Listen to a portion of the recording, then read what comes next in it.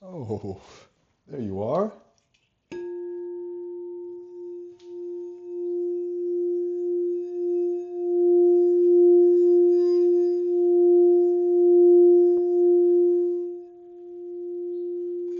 Good morning. Hope you are doing well. I am quite well myself.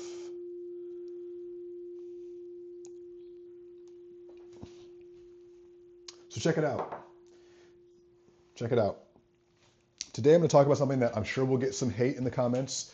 I'm sure we'll get some backlash, some feedback. I mean, I want feedback, but we'll see what type of feedback this actually gets. We're going to talk about the idea that the influencers you've been following for years, especially if you are an entrepreneur like me and someone who has somewhat modeled themselves after this recent, when I say recent, I mean last 10 to 20 years of internet culture. If you've modeled yourself after that, you're probably a millennial and you have, in that small business and entrepreneurship space, modeled yourself after influencers who are traumatized. And they're setting all the wrong examples. And we're going to talk about what that means, who I'm talking about, why that is, and what to do differently. Look, this video it isn't meant to single out any specific person. It's not really about the person. It's more about the phenomenon of observing people who we look up to and realizing that they ain't all that they're cracked up to be, and myself included. You know, we shouldn't be pedestalizing anybody, but let's dig into exactly what that means when we are attaching our hopes and dreams and identities to people who ultimately are unhealed. And let's just get it out of the way. I actually, I'm so sick of the term trauma. I think we should have left that in 2024. But trauma is a real thing. People do get traumatized. And I think within the case of the people that I'll speak about today, I think the term is absolutely appropriate. On the one hand, when it comes to um, should I say the woke culture? I don't know. I don't know how to use that word anymore. I don't know if it's a good word to use anymore. But in terms of like the emotionally intelligent uh, culture and the movement of emotional intelligence, talking about trauma has become more popular over the last 10 years because we want to acknowledge the fact that people go through struggles in their lives that affects them not just while it's happening, but into the future. I think that's really what trauma is about. It's about talking about dealing with your past in the present. We could have a different video about how time doesn't exist and there is nothing but the present, but that's not what this video is about.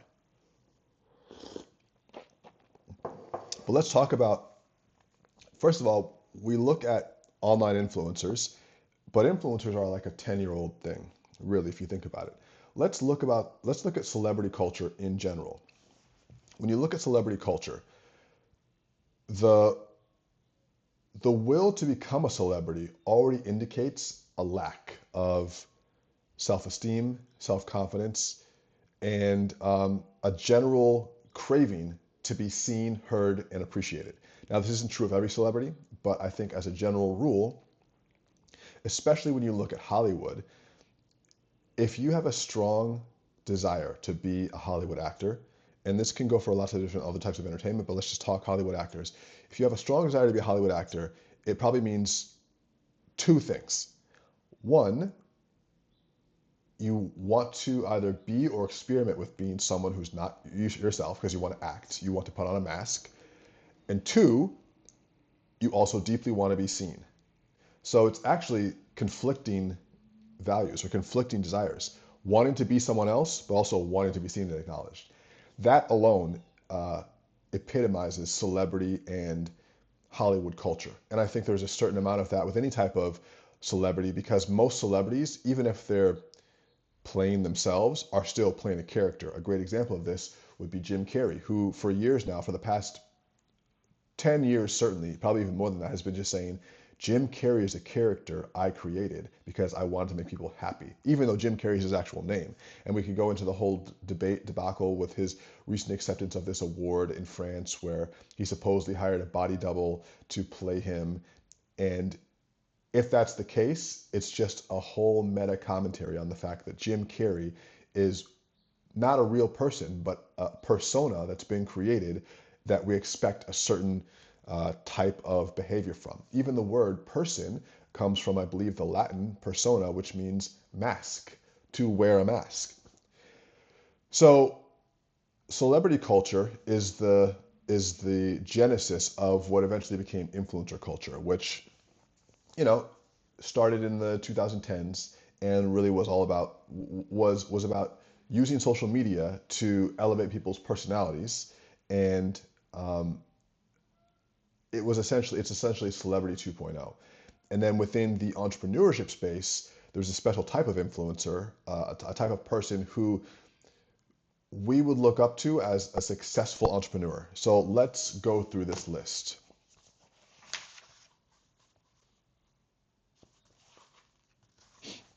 Okay, so first of all, I just tried to take a list and make a list of all the people who I'd seen between, let's say, 2010 and 2020 as touted as part of the hustle culture of entrepreneurship.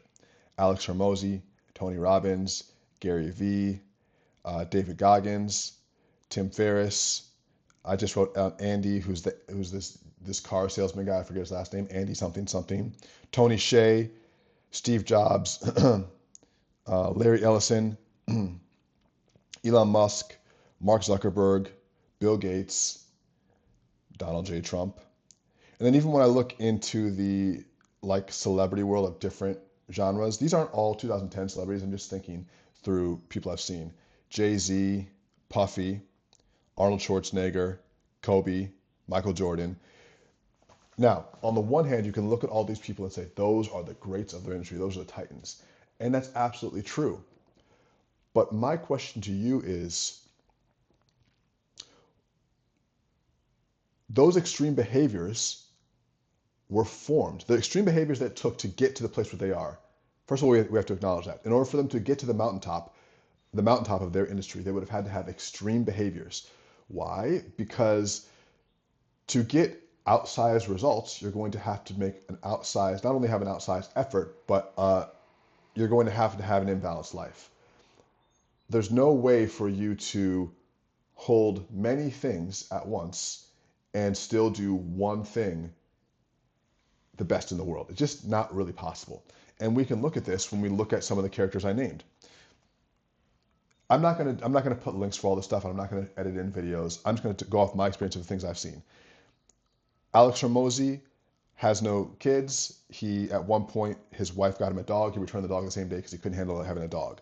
Tony Robbins, I know people who are close to Tony Robbins, and I have heard that while he is an amazing communicator, he hasn't always been a present and good parent.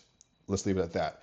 Gary Vee, Gary Vee has always put in his bio like family, hustle, and the love of the game or whatever. He said family first was always his thing, but I never see him with his family. And for a man who posts content all the time online, I never see him with his family. That being said, I've had him blocked for a long time on Instagram, so maybe I'll never know. David Goggins. This is a man who was running on broken legs and doing Ironman marathons and ultra marathons until he was pissing blood. Does that sound like someone who was healthy? Tim Ferriss has largely talked about how his culture, or how his whole creation around optimizing his life has largely been unhealthy. Tony Hsieh killed himself. These are all, wow, that's a nice way to end. These are all people who clearly have had a response to something in their life, and now that response is a will to power. It's a will to being seen. It's a will to being acknowledged. It's a will to being to proving your worth, and that can only come from feeling worthless, insignificant, belittled, smaller, scared, and overall, it's a trauma response. And we can look at their stories. Hormozy has regularly talked about how him and his dad didn't have a good relationship, how him and his mom didn't have a good relationship. Tony Robbins, I believe, has said similar stuff. Goggins, God, just read Goggins' story. He's messed up, and That's his first piece of it. I even have on the other side here. Look at Musk or Zuckerberg or Gates. Do these seem like people who are having a normal response to life? And maybe you say, well, I don't want to be normal. Fine. And I'm not the arbiter of who's healed and who's not. I'm not the ultimate judge of what is a. I would say all these responses are appropriate responses, but are they responses that you want to emulate is the question I would say, because they're extreme responses to extreme scenarios. Musk, you can read it in his biography, not an amazing childhood. Um, I guess it was his Walter Isaacson profile. Do you think Donald J. Trump had a great childhood? Again, I'm not here to play armchair psychologist. I also have already made a video on all billionaires sociopaths. You can check it out. I'll put it at the end of this video. I even go down here and I think someone like Jay-Z grew up in a very, very harsh environment. There was a traumatic environment that he grew up in, and his response was to get as big and as bad as possible. A lot of the people who become the greatest in their field, the best of all time, are also using that success as an armor. They're using it as an armor to shield their inner self from the pain inflicted on them when they were defenseless. This is a totally reasonable response, but it's worth noting that when we emulate these people, we emulate the results, we have to also consider their lifestyle. Most of the people that I named, I can't speak for everyone, and I can go on the Forbes list, and I can't tell you how everyone's relationships are with their mom and what their relationships are with their kids and how they feel about themselves on the inside. I will tell you this. Tom Bilyeu, who's a friend of mine and a good man, has said on more than one occasion, and this is a guy who exited for $1 billion. He sold Quest Nutrition. He has told me on more than one occasion that when you make a lot of money, it doesn't change the way you feel about yourself inside. And I have not made anywhere close to what he's made, so I can only speculate, but it seems that that's true. And that's not really a surprise, is it, right? Because money is an external thing, and you can't really fix internal problems with external means. Money can solve money problems, and maybe you have some mental health that needs to get attended to, and so you use that money to get some support. But generally speaking, money can only solve money problems. It can't solve problems of self-worth, which is why you see so many of these billionaires who clearly are not happy with their life. There's a reason why Musk, being the richest man in the world, would be, this is just allegedly, on all these different drugs, even while in service to the White House. Doped up and loopy on ketamine and Adderall and probably some other things. And hey, I've had my share of Adderall and ketamine too, so I'm not saying that it's whatever. I'm just saying you're clearly the money didn't make you any more content than someone who doesn't have the money, Clearly you still need some sort of edge, some sort of lift in your life, because you can have literally all the money in the world and it doesn't make a difference. And this was so telling when watching the recent interview between Alex Hormozy and Tony Robbins. It was such a cringe but important interview to watch if you're really paying attention, because there's two types of people in the comments on this interview. One is like, yeah, two of my best all-time favorites, getting after, having a great interview. And other people on the other side of the coin in the comments is like, oh my God, these two guys need help. What I saw when I saw the interview was literally Hormozy saying, the only reason I'm working is because I don't know what else to do and I'm not actually happy. I mean, he literally said that verbatim. And Tony's response to that was, well, just set a bigger goal, which totally defeats the purpose, which misses the point of what Alex was saying entirely. He's saying achieving my goals, I've achieved all my goals, they don't make me happy. And Tony says, set a bigger goal. Recently, I saw on Jarek Robbins' Facebook, and this is public, so I'm not saying anything that's not been said publicly. Jarek, who's Tony's son, was saying for a long time, him and his dad, and I'm paraphrasing, I'm not quoting him, so you can look for yourself, but he basically was just saying how Tony's expectations of him made him feel inadequate, because even when Jarek would do something he felt was good, like he said, I sold 30,000 books, and to my dad, that's nothing. and it wouldn't feel like big enough. It would always be, well, can't you do it bigger? Can't you do it better? He'd always felt um, less than because of the standard that his dad held for himself, which he also placed on Jarek. He later went on to say that his dad apologized for that and gave him, some words around that later in his life. But I can imagine that there's a formative period in your life where if the person who is the biggest speaker in the world and the biggest motivational guy in the world has a standard that you can't hit because you're not him, that's going to create an effect in your life. I could imagine. How could it not? And of course, Tony, realizing that years later, according to Jarek's post, said, not only was it not healthy for me to put that expectation on you, it wasn't healthy for me to put that expectation on myself. Well, that is a strong realization to have when you're already in your, I think, 60s. I think Tony Robbins is 60 or maybe his late 50s, So he might even be like older than 60 now. So it's like, that's a harsh realization to have on yourself when you've already gone many decades grinding yourself to a pulp. And this is the real question. We're taught by Gary Vee and by Hormozy and all these guys, and I want to note that they're mostly guys here, so that tells you something. We're told by these guys that you have to, hustle, you have to be working 16 hours a day, you have to, sacrifice your relationships for this stuff. And they never will say that outright. They'll always say like, family is so important, this, and that. But you only have so much time in a day. And if your grind set is your mindset, and if you go to work and then you come home and you do your second shift, which is your hustle, and you're, up all the time and you're doing it because you love it, where do you actually have the time to fit in family time or personal time or other things that aren't work? Because guess what, buddy? Let me tell you something. Things that aren't work actually enhance the quality of your work. This is why I always be bitching on here. I'm like, you guys are not reading fiction books. It's not just for fun. It actually improves your creative perspective on the world. It improves your intelligence. It makes you a better person. It actually creates a better whole package that you can bring to the business.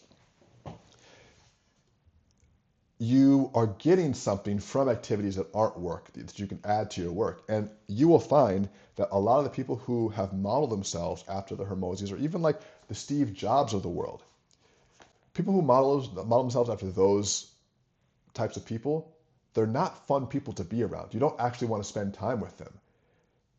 And those types of people would say, great, they just wouldn't understand. The normal person wouldn't understand me.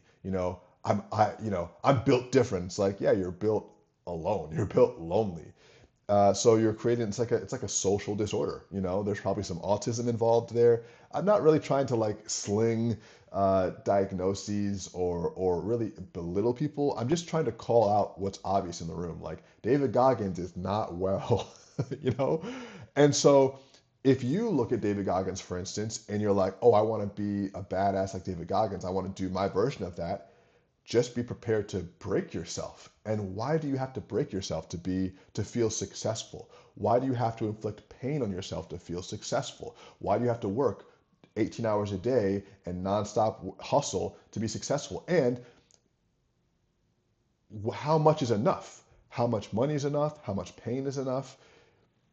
These are questions you should be asking yourself if you're modeling yourself after those types of people, and realize that those types of people don't necessarily, they certainly don't have your best interest in mind. They don't even have their own best interest in mind, because they've pointed all of their power internally against themselves. And that's pretty clear in how they express themselves and the results that they're getting. On the one hand, they're extremely successful in the game of capitalism. On the other hand, most other areas of their life they're not good at. And that is something to be noted, because we can look at all these studies, and we realize that at the end of their lives, people crave connection. They have regrets about relationships they didn't pursue, or things that they didn't value before it was too late, about hobbies and pursuits they didn't explore. Those are the things. None of these guys making hundreds of millions of dollars or billions of dollars are going to, at the end of their life, wish they could have made one more deal. It doesn't fucking matter. It literally doesn't matter, because you're only doing this because you can't think of anything else to do, which makes you inherently a boring person. I would imagine that someone like Jeff Bezos is very intelligent, but a boring person to talk to at the end of the day. Maybe Bezos is interesting. I don't know. You tell me. But like, does it seem like you'd want to have a conversation with Donald Trump because he's basically just talking about himself the whole time and what he's going to do and his deals? And he's kind of a bad example because not only is he's like a perfect example of like the total dark side when it comes to never enough. And I don't even feel like going into him today. I don't, every day I have to fucking talk about him and hear about him. I don't want to talk about him. Just remember that there's always survivorship bias with this stuff too. If you see someone who's very, very successful, they're going to tell you how they did it. And because they made it out, they're going to tell you that that's the way to do it. And I know this because writing my book, Rich 20 something, I have a good amount of survivorship bias in here. I talked about this. I made a video recently about how I was a millionaire and I'm not anymore.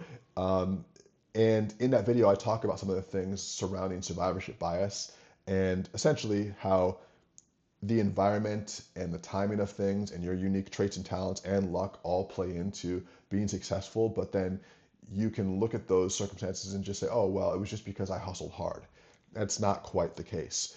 And survivorship bias creates an effect where we see the brightest stars of an industry and we think that we can just match what they've done to get their results. But we're not considering all the other factors that created that success, and neither are they. And so we have a misguided followership of that person.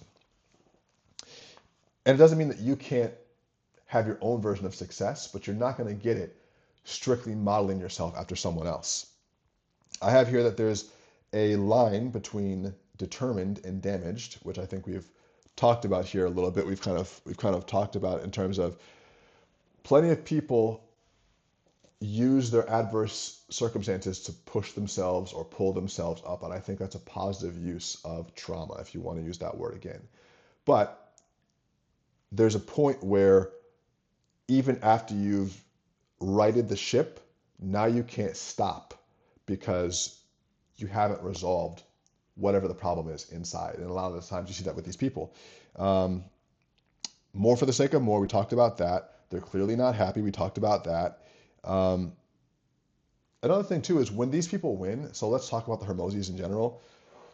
First of all, I just got to say something. One, Hormozi has good information. He has great information. His books, $100 million offers, $100 million leads, and money models are great books for foundational business mechanics. He's really smart. He's a genius when it comes to this stuff. So I can't take anything away from him there. What I will say is I'd be surprised. I'd be surprised if he had a fulfilling sex life, a fulfilling romantic life.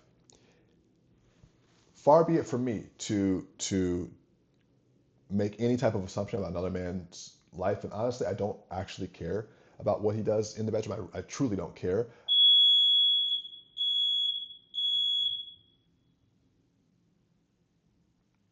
That was a fire alarm.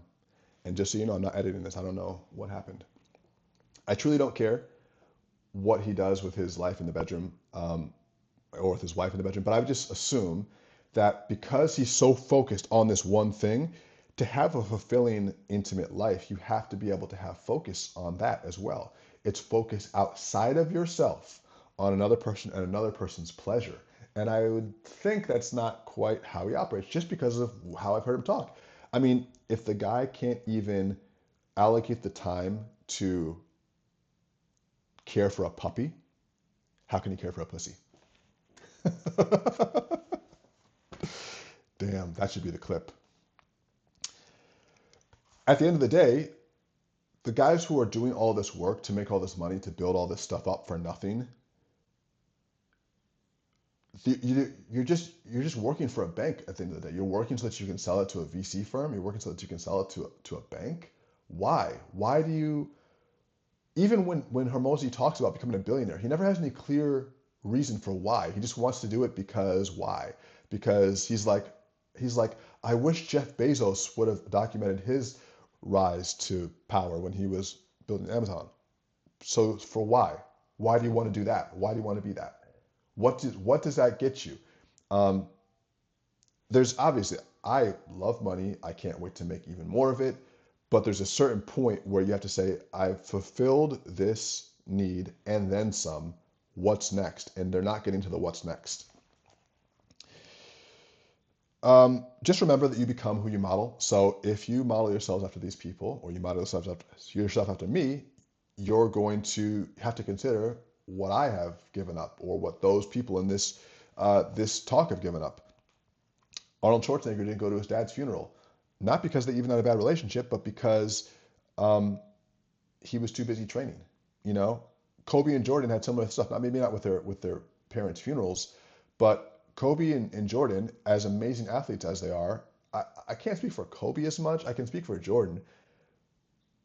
I don't think Jordan has been a great family man, and I don't think Jordan has been a great friend, and I don't think Jordan has been anything much more than a great player, and an amazing player. But it's just like, what type of player do you want to be? If you want to be the best, be prepared to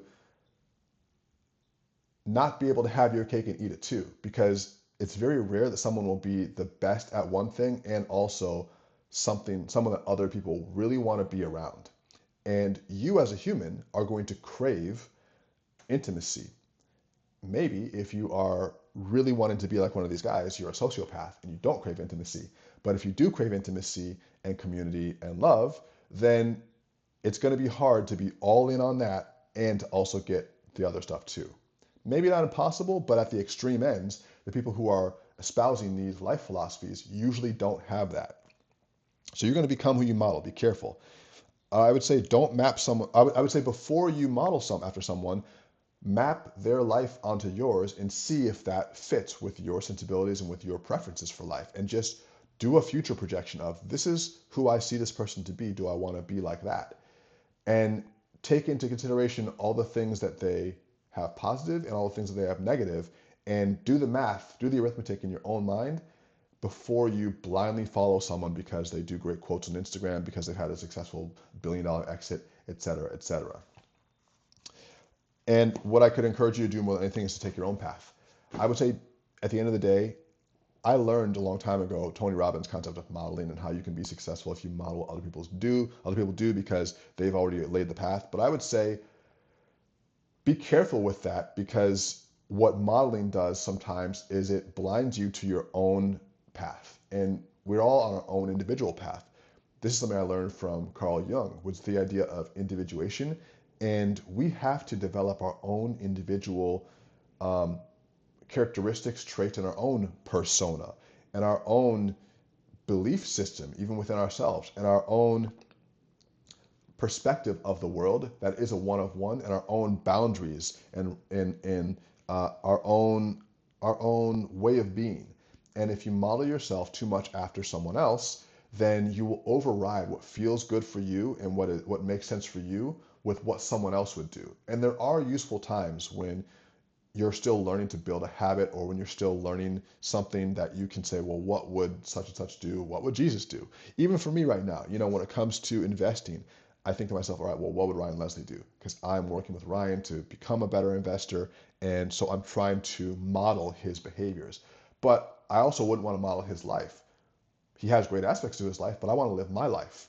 And so I think that the best thing we can do is take the things we see from others and consider them in the perspective of our own life and model the things that fit and discard what's not useful. And this is a very Bruce Lee quote. It's like, take what's useful, discard what's not. I think that's a better approach than blindly modeling these influencers, these billionaires, these people who seem to have it all together and truly don't. Because if you look closely, and you don't even need to look that close, it's clear that no one knows what the fuck they're doing, even the people that you look up to and follow.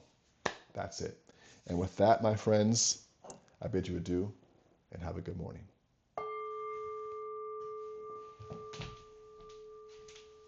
Oh, one thing I wanted to say. Two things, actually. Three things, actually. Like, subscribe, comment, share. This is a new channel, and I can't build it without you. I gave up 12,000 subscribers on my old channel in order to start fresh with this channel. Two, VIP spots available if you want to work with me to build your offer out and to build your business. You don't need to copy me. You can just learn from my mistakes so you don't make them. It's in the description, danieldepiazza.com/VIP to book a time with me. And if you want to publish your book with New Wave Press, newwavepress.co, also in the description. Okay, now I'm done. Peace.